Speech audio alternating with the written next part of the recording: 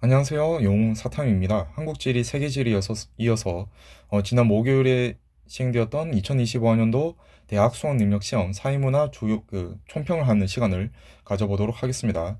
우선 전반적인 사회문화 시험은 평가원의 도표 문제에 힘을 쏟지 않더라도 충분히 학생들을 변별해낼 수 있음을 보여준 시험이었습니다. 특히 9번, 14번, 16번 같은 경우에는 도표 문제가 아님에도 불구하고 높은 오답률을 기록하면서 학생분들이 많이 어려워했을 것으로 보이고 있고요. 이 문항으로 인해서 전반적인 등급컷의 변별이 이루어지지 않을까 예상을 하고 있습니다.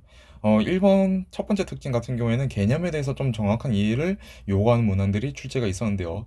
4번 문항에서 뭐 가족이라든지 이런 집단들이 공식적 사회 기관에 들어간지 비공식적 사회 기관에 들어가는지 이런 것들을 분별해 나가는 과정과 그리고 5번 문항에서 연구 과정에 대한 질문들 그리고 19번 문항 같은 경우에도 전반적인 개념의 이해가 정확해야 원활하게 풀 수 있었던 문항이라고 보고 있습니다. 자, 그 다음에 두 번째로는 높은 사고력을 요구하는 문항들의 출제 비중이 상당히 높았습니다. 9번, 14번, 16번과 같이 경우의 수를 제거해 가면서 전반적인 연결이라든지 선지 판단을 해줬어야 되는 문항들이 많았던 편이었는데요. 이 문항들이 전반적으로 시간이 많이 걸리는 문항이기 때문에 사이 문항은 20번 문항으로 갔을 때 타임어택을 받는 경우가 많았을 것으로 보이고 있습니다. 자, 이로 인해서 전반적인 등급컷이 좀 영향이 미칠 것으로 보이고 있고요. 자, 그리고 세 번째 특징으로 도표 문제 비중이 상당히 좀 많이 낮아졌습니다. 성비 문제가 일단은 출제가 되지 않았었고요. 이로 인해서 기존에는 뭐 많으면은 4문제 이상 출제되던 도표의 문제 비중은 상당히 낮아졌습니다. 그리고 도표의 계산 자체도 난이도는 확실하게 떨어졌습니다.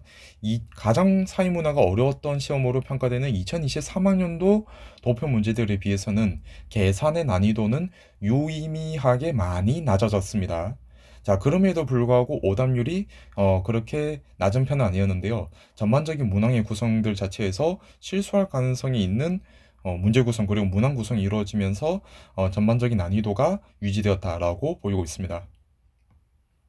자, 마찬가지로 각 문항에 대해서 한번 살펴보도록 하겠는데요. 정답률 같은 경우에는 세계지리 한국지리랑 마찬가지로 메가 스터디 자료를 지금 참고를 해두었고요. 빨간색은 6, 9월에서 언급되었던 자료인데 문제들인데 사실 사회문화는 6, 9월 모의고사를 떠나서 기존에 출제되던 문제에서 새로운 문제가 나오기는 힘든 구조이다 보니까 뭐 빨간색 문항들을 좀 집중적으로 보시기보다는 뭐 나머지 문항들을 보시는 게 좋을 것 같은데 파란색 같은 경우에는 6, 9월에 비해서 난이도가 다소 좀 하락했다라는 느낌이 드는 문항들을 제가 표시를 해두었고요. 초록색은 기존에는 따로 개별적으로 내던 문항임에도 불구하고 융합이 된 문항들을 위주로 한번 살펴보겠습니다. 자, 일단 1번에서 자연현상과 사회문화 현상은 6월과 9월 모의고사에서 생각보다 난이도가 높게 출제되었던 문항이었습니다. 그래서 약간 좀 센세이션을 일으켰던 문항들이었는데 수능에서는 평이하게 출제되었습니다. 자, 그 다음에 사회문화 현상을 바라보는 관점. 이번 평가원이 6개월 모의고사에서 출제했던 사회문화에서 특히 제시문을 활용한 문제들은 전반적으로 난이도가 높은 문제들이 많았습니다. 제시문 자체를 해석하기 까다롭게 출제하는 경향들이 있었는데요. 사회문화 현상을 바라보는 관점의 문제와 사회변동을 바라보는 관점의 문제는 제시문 자체는 평이하게 출제되었습니다. 그로 인해서 난이도가 평이하게 형성이 되었습니다. 자, 그다음에 관료제나 탈관료제는 6, 9월에서 연속해서 언급되던 문제였기 때문에 뭐 그렇게 어려운 문제는 아니었고요. 자, 그 다음에 사회집단과 사회조직, 사회화학 기관 같은 경우에는 사실 기존에도 어느 정도 융합이 되면서 출제되었던 문제였죠. 자, 근데 개수를 세는 문제가 나왔는데요. 아무리 6, 9월 문제에서 이 사회집단, 사회조직, 사회화 기관의 개수를 세는 문제의 난이도가 쉽게 출제되었다 하더라도 이 문항 자체는 기존의 평가원에서 상위권을 변별하는 문제로 자주 출제하던 유형입니다. 따라서 이번에도 출제가 되었고 변별에 성공한 것이 점점률에서 나타나고 있습니다. 자, 그 다음에 연구과정 문제 같은 경우에도 6, 9월 모의고사에서 난이도가 높게 출제되었던 문제였는데 수능에서도 난이도가 높게 출제되었고 점점률도 낮게 형성이 되고 있습니다. 자, 그 다음에 하위문화, 반문화 출제되었고 독해 문제의 비중도 상당히 좀 높아지는 경향이 있죠. 이것도 출제되는데 점점률은 높았습니다. 쉬웠던 편이었고요. 그 다음에 세계회화 같은 경우에도 6, 9월 모의고사에서는 따로 개별적으로 출제하는 문항이 있기도 했었는데 수능에서는 사회운동과 결합이 되면서 출제되었고 난이도 자체는 쉬운 편이었습니다. 자, 그 다음에 문화의 속성 같은 경우에는 연결하는 과정에 있어서 실제 배분받은 속성과 발표한 속성이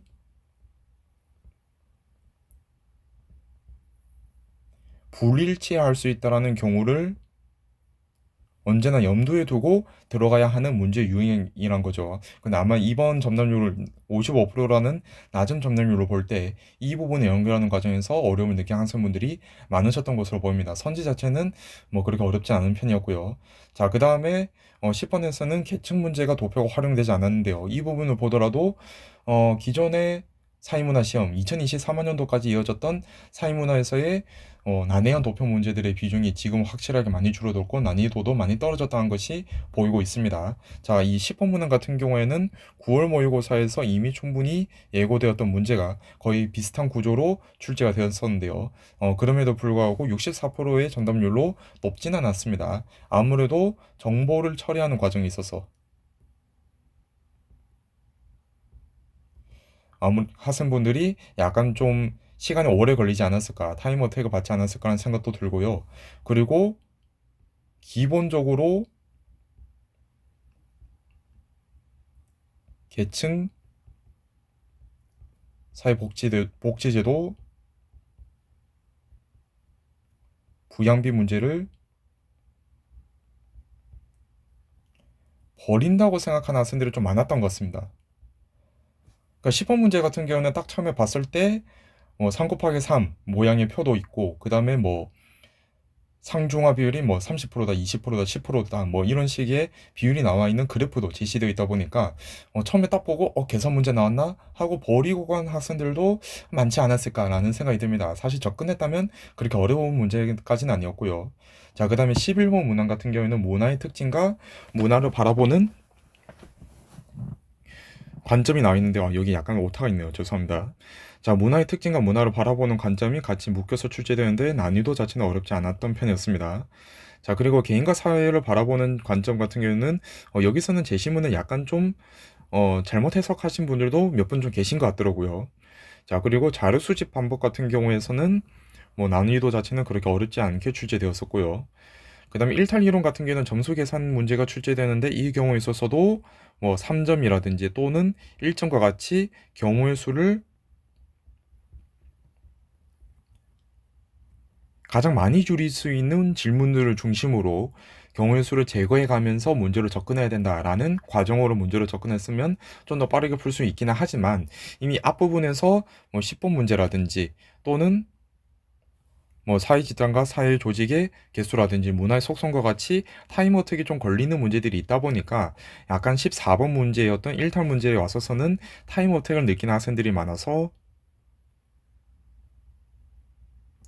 문제를 좀 풀어 나가는데 급하게 푸는 학생들이 좀 많지 않을까 아니면은 문제를 푸는 시간이 좀 길어 보이기 때문에 그냥 넘어간 학생들이 좀 많지 않을까라는 생각이 좀 들고 있습니다.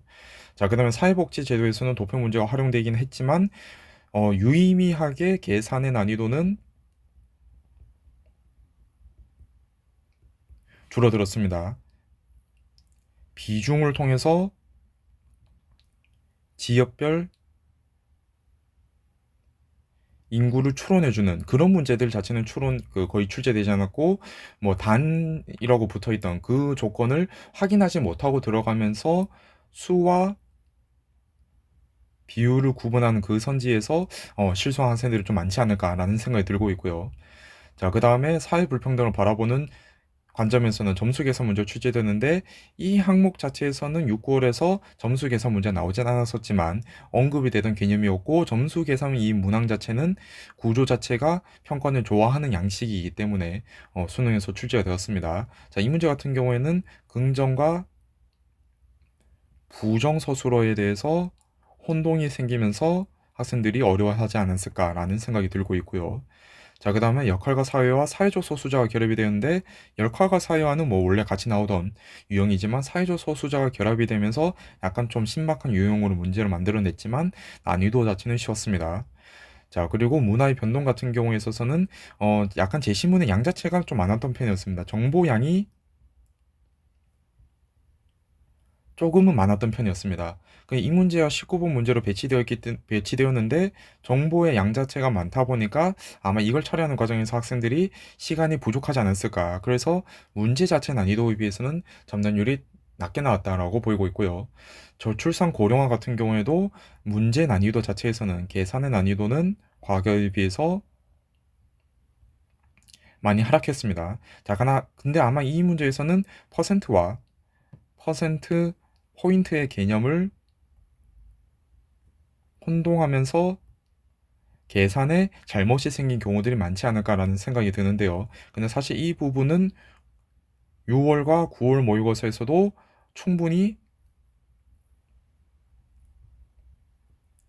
언급이 됐던, 다뤄졌던 요소라는 거죠. 그렇기 때문에 어, 어느 정도 출제 경향이 이어졌다라는 평가가 들긴 하지만 마지막 문항이라는 점, 그리고 사실 뭐 퍼센트와 퍼센트 포인트로 구별하는 것 자체는 학생분들이 많이 어려워하시기 때문에 정답률이 좀 낮게 나오지 않았나라고 생각을 하고 있습니다. 자, 그럼 마찬가지로 사회문화도 등급고사 한번 예상을 해보도록 하겠는데요. 마찬가지로 6월 모의고사, 9월 모의고사, 작년 수능입니다. 자, 6월 모의고사 같은 경우에서는 이번 6월 모의고사에서 60% 미만대의 문제가 두 문제 정도만 출제되었습니다. 그럼에도 불구하고 1컷이 48점으로 50점까지 나오진 않았었고요. 9월 모의고사는 그에 비해서 난이도는 다소 좀 올라갔습니다. 60% 미만대의 문제가 한 문제가 증가를 하였고, 그리고 특히 40% 미만대의 문제가 생기면서 등급컷이 좀 더 떨어졌다라고 볼 수가 있겠죠. 그리고 6월 모의고사에서는 80% 이상의 문제가 10문제가 출제되었었지만 오히려 9월 모의고사에서는 60%에서 80% 사이의 문제가 11문제로 증가를 하게 되면서 체감상의 난이도는 상당히 증가하셨을 것이라고 보고 있습니다. 그리고 작년 수능 같은 경우에는 60% 미만대의 정답률을 기록한 문제들이 상당히 좀 많았던 편이었죠. 그래서 정답률 1등급 커트라인도 올해 6, 9월 모의고사에 비해서는 상당히 좀 낮게 형성이 되었다 라고 보시면 될 것 같습니다. 자, 그러면 이번 시험에서 지금 예상되는 점답률 같은 경우에는 80% 이상의 점답률을 보인 문제들이 상당히 좀 많습니다. 그래서 전반적인 난이도 자체는 어느 정도는 유지가 되었던 편인데 40% 이상에서 60% 미만대의 문제가 6, 9월에 비해서는 좀 증가를 했습니다. 도합해서 7문제가 출제가 될 것으로 나올 것으로 보이고 있는데요. 6월 모의고사에서 2문제, 9월 모의고사에서 3문제였던 반면에 수능에서는 지금 7문제 정도로 예상이 되고 있기 때문에 체감 난이도는 올라갔을 것으로 보인다라고 생각을 해주시면 좋을 것 같습니다. 자, 근데 결과적으로는 변별이 될 만한 문제는 40% 미만대의 정답률을 기록한 두 문제에서 상위권의 변별이 이루어질 것이라고 보이고 있고요. 자, 그래서 최종적으로 예상하는 등급컷은 1등급 컷은 45점으로 예측을 하고 있습니다. 자, 그리고 2등급 컷은 42점으로 예상을 하고 있는데요. 기본적으로 80% 이상의 점답률을 기록한 문제들의 비중이 높기 때문에 어느 정도 기본 점수로 확보하는 학생들의 비중이 많을 것으로 예측이 되고 있습니다. 그래서 전반적인 점수의 분포, 등급급 간 점수의 분포가 촘촘할 것으로 보이고 있습니다. 그렇기 때문에 1등급 컷과 2등급 컷 사이의 간격이 조금 좁지 않을까 라는 생각이 들고 있고요. 그게 3등급 컷까지도 이어지고 4등급 컷이 32점으로 예상이 되고 있습니다. 사회문화가 44점이 나올 가능성도 있어 보이긴 하지만 그보다는 45점이 훨씬 더 가능성이 높아 보이고요.